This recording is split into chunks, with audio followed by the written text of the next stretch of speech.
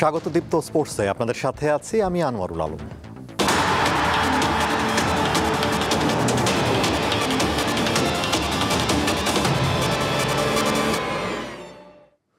সিরিজে টিকে থাকার মিশনে আজ দ্বিতীয় টি-20তে আয়ারল্যান্ডের বিপক্ষে মাঠে নামবে বাংলাদেশ।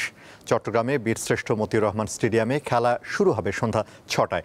প্রথম টি-20তে আয়ারল্যান্ডের কাছে ৩৯ রানে হারে স্বাগতিকরা। ৩ পেসার নিয়েও আয়ারল্যান্ডকে আটকাতে পারেনি শরীফুল মুস্তাফিজরা। বিপরীত চিত্র আয়ারল্যান্ডের। টেস্ট সিরিজ হারের পর ব্যাট বল হাতে রঙিন পোশাকে দারুণ পারফরমেন্স করে 3 ম্যাচ সিরিজের প্রথম টি-20তে জয় পায় অতিথিরা। তাদের লক্ষ্য এখন সিরিজ জয়ের।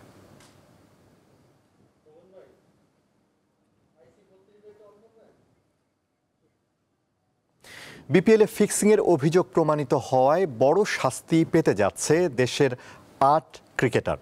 ফিক্সিংয়ের বিরুদ্ধে জিরো টলারেন্সের কথা আগেই বলেছিল বিসিবি, কিন্তু জানানো হয়েছিল কারোর নাম সরাসরি প্রকাশ করা হবে না, দেয়া হবে সাইলেন্ট ব্যান।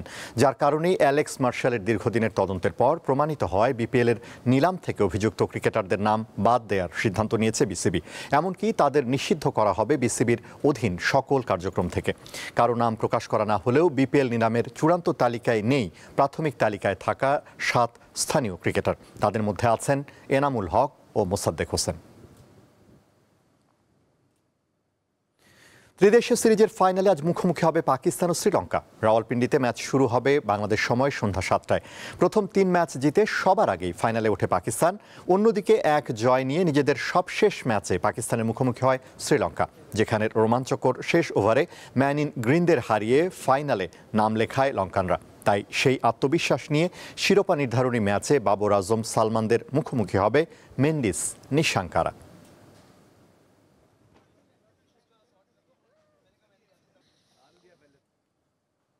বিরতির পর আবার ক্লাব ফুটবলের মঞ্চে দলগুলো। লা লিগায় রাতে মাঠে নামছে বার্সেলোনা। প্রতিপক্ষ আলাভেজের বিপক্ষে ম্যাচ শুরু রাত 9:15টায়।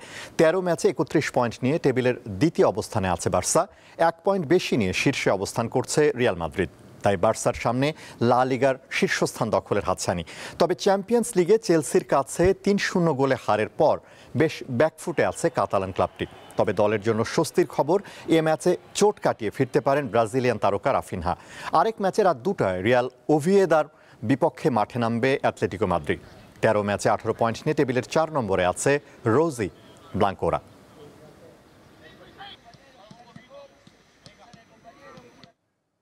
ইংলিশ প্রিমিয়ার লিগের রাতে নিজেদের অবস্থান ধরে রাখার মিশনে লিডস ইউনাইটেডের মুখোমুখি হবে ম্যানচেস্টার সিটি। ম্যাচ শুরু হবে বাংলাদেশ সময় রাত 9টায়। ঘরের মাঠ ইতিহাদে খেলা, তাই ফেভারিট হিসেবে মাঠে নামবে স্কাই ব্লুজরা। তবে লিগে নিজেদের সবশেষ ম্যাচে নিউক্যাসেলের বিপক্ষে হার ছাড়াও সবশেষ চ্যাম্পিয়ন্স লিগের ম্যাচে লেভারকুসেনের কাছে হেরে বেশ ছন্দহীন গার্দিওলার শিষ্যরা। নিজেদের ফিরে পেতে লিডসের বিপক্ষে জয় ভিন্ন কোনো ভাবনা নেই সিটিজেনদের। 12 ম্যাচে 22 পয়েন্ট নিয়ে টেবিলের 3-এ আছে তারা। আরেক ম্যাচে রাত 2টায় ফুলহ্যামের বিপক্ষে লড়বে টটেনহাম। 12 ম্যাচে 18 পয়েন্ট নিয়ে টেবিলের 9 নম্বরে হটস্পাররা।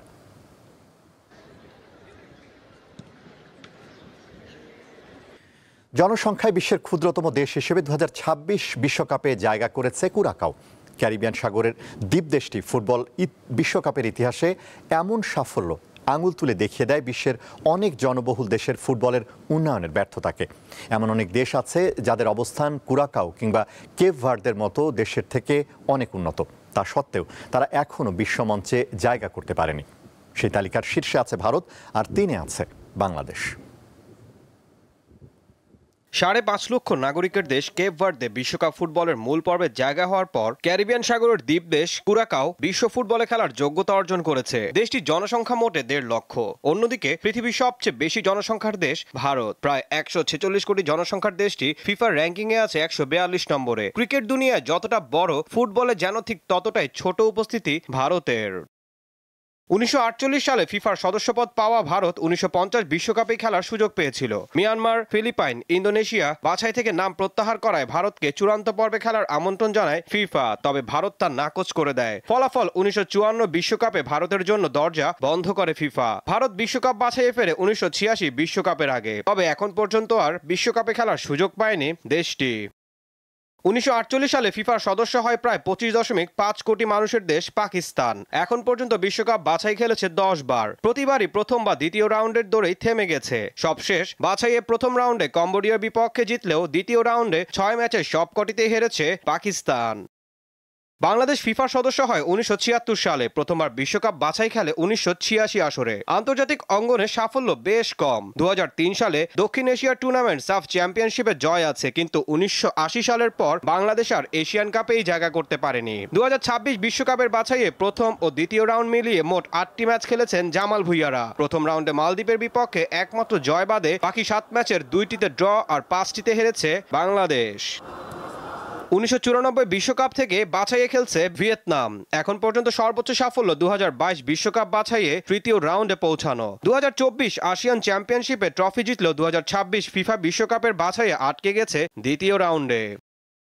দক্ষিণ পূর্ব এশিয়ার শীর্ষ প্রতিযোগিতা আসিয়ান চ্যাম্পিয়নশিপে 7 বার ট্রফি জিতেছে থাইল্যান্ড। ফিফা র্যাঙ্কিংয়ে 95 নম্বরে থাকা দেশটি ফিফা বিশ্বকাপে জায়গা করার লড়াইয়ে দক্ষিণ কোরিয়া, জাপান, ইরানের মতো দলগুলোর সঙ্গে পেরে উঠতে পারেনি। 2026 আসরের বাছাইয়ে থাইল্যান্ডের পথ চলা থেমেছে দ্বিতীয় রাউন্ডে। এছাড়াও জনসংখ্যার দিক দিয়ে বেশ এগিয়ে থাকলেও ইথিওপিয়া, মিয়ানমার, কেনিয়া, তানজানিয়া, ফিলিপাইনের মতো দেশ এখনও বিশ্বকাপে খেলার সুযোগ পায়নি। ঈশান হাসান, দীপ্ত স্পোর্টস। 2026 সালের ফিফা বিশ্বকাপের ড্র অনুষ্ঠান বর্জন করার সিদ্ধান্ত নিয়েছে ইরান। বিশ্বকাপের চূড়ান্ত পর্বের ড্র আগামী সপ্তাহে যুক্তরাষ্ট্রের রাজধানী ওয়াশিংটনে অনুষ্ঠিত হতে যাচ্ছে। তবে অনুষ্ঠানে অংশ না নেওয়ার সিদ্ধান্ত জানিয়েছে ইরান। দেশটির ফুটবল প্রতিনিধি দলের কয়েকজন সদস্যকে ভিসা দিতে অস্বীকৃতি জানানোয় তেহরান এই পদক্ষেপ নিয়েছে। যদিও প্রতিনিধি দলের 4 সদস্যকে ভিসা দেওয়া হয়েছে, যার মধ্যে আছেন জাতীয় দলের কোচ আমির ঘালেনই। ফেডারেশনের শীর্ষ কর্মকর্তারা ভিসা না পাওয়ায় পুরো দলই ড্র অনুষ্ঠান বর্জন করার সিদ্ধান্ত নিয়েছে। ইরান ইতোমধ্যে 2026 বিশ্বকাপে খেলার যোগ্যতা অর্জন করেছে। এটি তাদের টানা চতুর্থ এবং মোট 7ম বিশ্বকাপে অংশগ্রহণ।